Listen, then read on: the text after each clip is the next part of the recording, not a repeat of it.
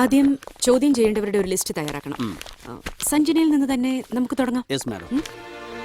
വാവ്, grand ആയല്ലോ നമ്മുടെ താൽക്കാലിക ഓഫീസ്. മുകളിൽ താമസം, താഴെ office. Great. May come in? Yes. I am Sathyanathan.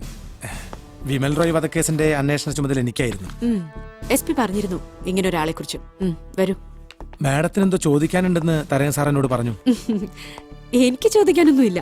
നിങ്ങൾ എന്തൊക്കെയോ മഹത്തായ കണ്ടുപിടുത്തങ്ങൾ നടത്തിയെന്നോ 7 ദിവസത്തിനകം പ്രതിയെ കണ്ടെത്തുമെന്നോ ഒക്കെ തരകൻ സാർ പറഞ്ഞു. അതെന്താണെന്നറിയാൻ വരാൻ പറഞ്ഞതാ. മഹത്തായ കണ്ടുപിടുത്തങ്ങളൊന്നുമില്ല മാഡം, ചില സംശയങ്ങൾ. അതൊന്ന് ക്ലിയർ ചെയ്താൽ യഥാർത്ഥ കുറ്റവാളിയെ കണ്ടെത്താൻ കഴിയുമെന്ന എന്റെ വിശ്വാസം. ഓ, സംശയങ്ങളും വിശ്വാസങ്ങളും. ഈ വിശ്വാസം എന്ന് പറഞ്ഞാൽ കേരള പോലീസ് പൊതുവെ അന്ധവിശ്വാസികളാണല്ലോ. അതിന്റെ പുറത്താണോ 7 ദിവസം കൊണ്ട് എന്തോ ബ്ലാക്ക് മാജിക് കാട്ടി പ്രതിയെ കണ്ടെത്താമെന്ന് വീരവാദം അടിച്ചത്? Have A seat. പൊതുവെ കേരള പോലീസിന്റെ കയ്യിൽ നിന്ന് ഞങ്ങൾക്ക് ഒരു സഹായവും കിട്ടാറില്ല. പിന്നെ തെളിവുകൾ നശിപ്പിച്ച് പ്രതികളെ രക്ഷിക്കലാണല്ലോ നിങ്ങളുടെ പ്രധാന ഡ്യൂട്ടി. എന്താ, അങ്ങനെ വല്ല സഹായം ചെയ്തു വെച്ചിട്ടാണോ ഈ വരവ്? അങ്ങനെ കേരള പോലീസിനെ അടച്ചു കുറ്റം പറയരുത് മാഡം. ഞങ്ങൾ ഇട്ടിരിക്കുന്ന ഈ കാക്കിക്കുപ്പായം തെളിവുകൾ നശിപ്പിക്കാനോ പ്രതികളെ രക്ഷിക്കാനോ അല്ല, ജനങ്ങളുടെ ജീവനും സ്വത്തിനും സംരക്ഷണം നൽകാനാ. ഈ നാട്ടിൽ അധ്വാനിക്കുന്ന ജനം നികുതിയായി നൽകുന്ന വിയർപ്പിന്റെ മണമുള്ള നോട്ടുകളാ ഞങ്ങൾ ശമ്പളമായി എണ്ണി വാങ്ങിക്കുന്നതിന് ഉറച്ച വിശ്വാസമുള്ളവനാ ഞാൻ. Cool down mister Sathyanathan. ഞാൻ പൊതുവെ പറഞ്ഞതേ ഉള്ളൂ. ഞങ്ങൾ CBI-ക്കാർ കേരള പോലീസിന് ഒരു അബ്രിവേഷൻ ഉണ്ടാക്കിയിട്ടുണ്ട്.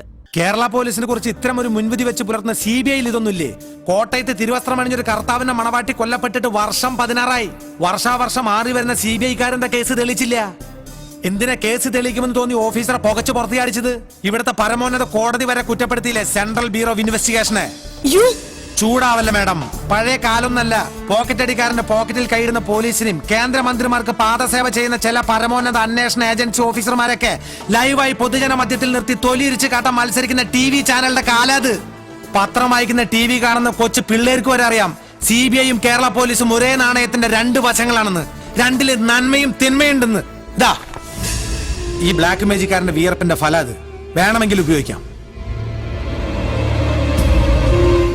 മാഡത്തിന്റെ മുമ്പിൽ വന്ന് ഇത്രയൊക്കെ സംസാരിക്കാൻ കാരണം കേരള പോലീസിനെ കുറിച്ചുള്ള വൃത്തികെട്ട മുൻവിധികൾ ഈ നാവിൽ നിന്ന് കേട്ടതുകൊണ്ടാ.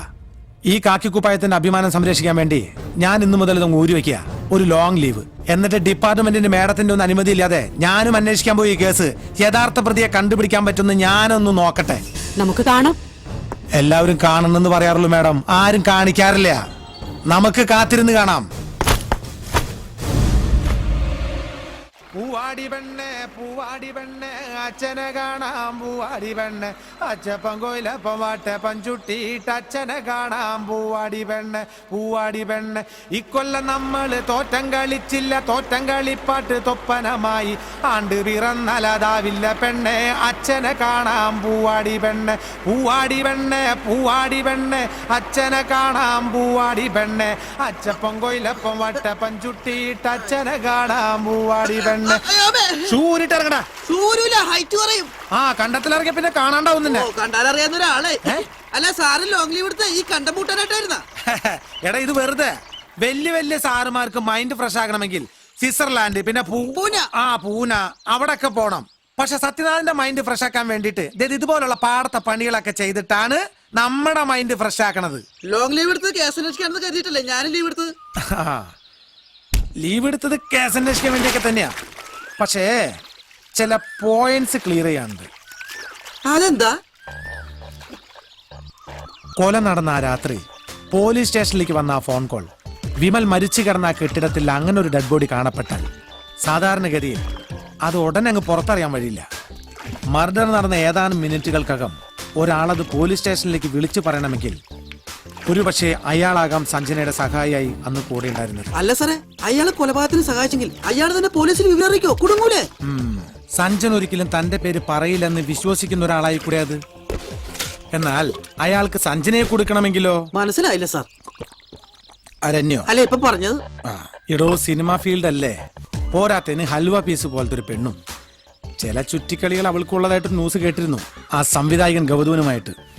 അയാൾക്കാണെങ്കിൽ ഭാര്യ മക്കളും ഉണ്ട്. കഴിച്ചിട്ട് ഇറക്കാനും വയ്യ, മതിരിച്ചിട്ട് തുപ്പാനും വയ്യ. അങ്ങനെ വന്ന എന്താ ചെയ്യാ? എന്താ ചെയ്യാ? അവളെ കൊടുക്കാൻ കിട്ടിയ അവസരം വെറുതെ കളയോ? കിത്തനെ കരം പേട്ടി, എന്തോ കുട്ടിക്ക് കാര്യം പിടികിട്ടിന്ന്. ഇവിടെ മുത്തേ.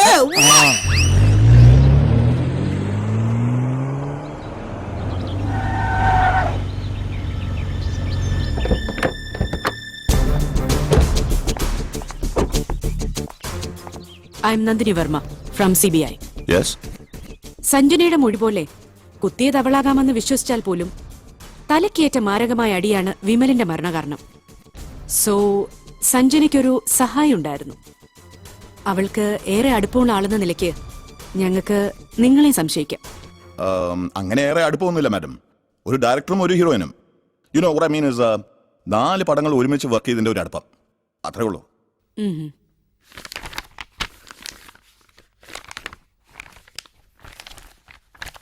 അപ്പോ ഇതോ?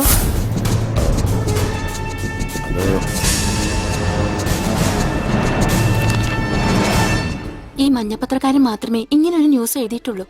എനിക്ക് രണ്ടുപേരെയും വിശ്വാസ. ഈ വീട്ടിൽ പോലും ഏത് പാതിരാത്രിക്കും ഞാൻ ആ കുട്ടിക്ക് ഒരു മുറി മാറ്റി വെച്ചിട്ടുണ്ട്. അതെ, സത്യമാ മാഡം.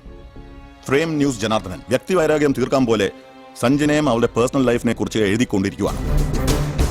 Frame news Janardhanan. പന്നികൾ കൂട്ടം കൂട്ടമായി വരുവേ, ആന സിംഗം സിംഗിളത്താൻ വരുവേ. இந்த பாரு, அந்த டே மட்டுமல்ல, ஒரு மாசத்து பில்லு கிடைச்சாச்சு. போனுக்கு அப்புறம் பில்லு இந்த சிவாஜிக்கு அப்புறம் எவன்டா?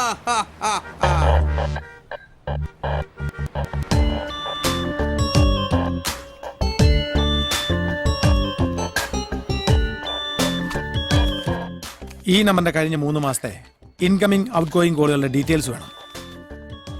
ഞാൻ ഈ വെസ്റ്റിലെ CI ആ. ഈ നമ്പറിന്റെ പ്രിന്റ് ഡീറ്റെയിൽസ് ഇപ്പോ ഒരു CBI ഓഫീസർ വന്ന് വാങ്ങിച്ചു പോയതേ ഉള്ളൂ സർ.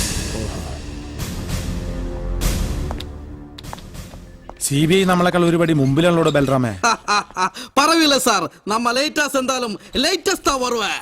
நான் ஒரு தடவை சொன்னா 150 தடவை சொன்ன மாதிரி. സാറിന്റെ നിഴൽ പോലെ എന്നും കൂടല എന്നോട് ഒരുമാതിരി ദേവസ്വം മന്ത്രി സംസാരിക്കുന്ന എന്നോട് സംസാരിക്കരുത്. സാർ എന്റെ കറുപ്പാ പെത്തെ. നിന്റെ അച്ഛന്റെ പേരെന്നാ? കുമാരൻ. അല്ലാതെ മമ്മൂട്ടി ഒന്നല്ലോ. എങ്ങനെ ഉണ്ടാവുള്ളൂ? യാറ് അല്ല, ബാരാ സാറെ പ്രതി? Janardhanan, chief editor, frame news cinema വാരിക.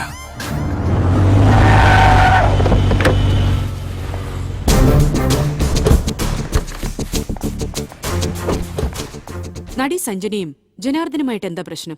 പ്രശ്നോ? എന്ത് പ്രശ്നം? പ്രശ്നമൊന്നും ഇല്ലെങ്കിൽ എന്തിനാ കുട്ടിയെക്കുറിച്ച് നിരന്തരം ഇങ്ങനെ ഗോസിപ്പുകൾ എഴുതിയുണ്ടാക്കിയത്? ഗോസിപ്പോ? ഫ്രെയിം ന്യൂസിലോ? സത്യം സത്യമായിട്ടേ ഞങ്ങൾ എഴുതാറുള്ളൂ. ഇത്ര സത്യസന്ധനായ ജനാർദ്ദൻ എന്തിനാ വിമൽ റോയെ കൊന്നത്? ഞാനോ? യെസ്, താൻ തന്നെ. തന്റെ മൊബൈൽ ബില്ലിന്റെ കോപ്പി. വിമൽ കൊല്ലപ്പെട്ട ദിവസം 6 പ്രാവശ്യം താനൊരു മൊബൈൽ നമ്പറിലേക്ക് വിളിച്ചിട്ടുണ്ട്. ആ നമ്പർ വിമലിന്റെ പ്രീപെയ്ഡ് കണക്ഷൻ ആണെന്ന് തെളിഞ്ഞു കഴിഞ്ഞു. വിമൽ കൊല്ലപ്പെട്ട ഏകദേശം 5 മിനിറ്റിനുള്ളിൽ തന്നെ താൻ പോലീസ് സ്റ്റേഷനിൽ വിളിച്ച് വിവരം അറിയിച്ചു. ശരിയല്ലേ? ഞാൻ കൂടുതൽ തപ്പിത്തടയേണ്ട മിസ്റ്റർ ജനാർദ്ദനൻ. തന്റെ മൊബൈൽ ബിൽ ഇതിനെല്ലാം തെളിവാ. ഇനി പറ, താൻ കേരള പോലീസിനോട് പറഞ്ഞു നിർത്തിയെടുത്തു നിന്ന് വിമൽ ഫോട്ടോകൾക്ക് 10 ലക്ഷം രൂപ ചോദിച്ചു. എന്നിട്ട് CBIയിൽ 3-ാം മുറ ഇല്ലെന്ന് വല്ല ധാരണയുണ്ടെങ്കിൽ അത് വേണ്ട. അതുകൊണ്ട് സത്യം തുറന്നു പറയുന്നതാ നല്ലത്. ഞാൻ പറയാം മേഡം. ആ ചെറുപ്പക്കാരനെ കണ്ട ശേഷം ഞാൻ കൂടുതൽ ആലോചിച്ചു. ആ ചിത്രങ്ങൾ പണം കായ്ക്കുന്ന മരമാണ്. വാരികയുടെ സർക്കുലേഷൻ വർദ്ധിപ്പിക്കാൻ അതുപയോഗിക്കാം. ഞാൻ അയാളെ തിരിച്ചു വിളിച്ചു. പല പ്രാവശ്യം വിളിച്ചപ്പോ ഹൈവേയിൽ മണ്ണുത്തിക്കടുത്ത് ആളൊഴിഞ്ഞു കിടക്കുന്ന പഴയ ഓട് ഫാക്ടറിയിലെത്താൻ അയാൾ പറഞ്ഞു. അതനുസരിച്ച് ചോദിച്ച പണവുമായി ഞാൻ അവിടെ എത്തി.